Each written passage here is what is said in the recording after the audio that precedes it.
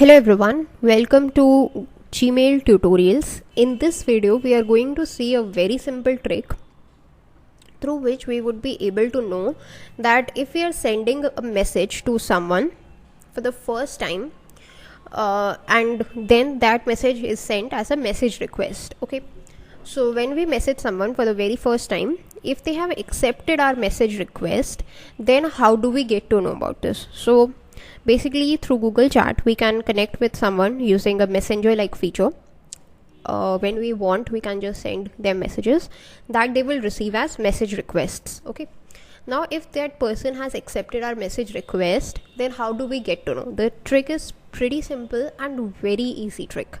So once you enter any email address, you send them a message. Okay, so what happens is you will see their email address, like this is their email address.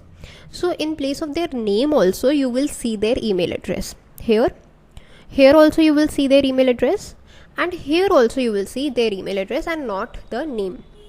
Now as soon as they accept your request, then you will see their name over here, and over here.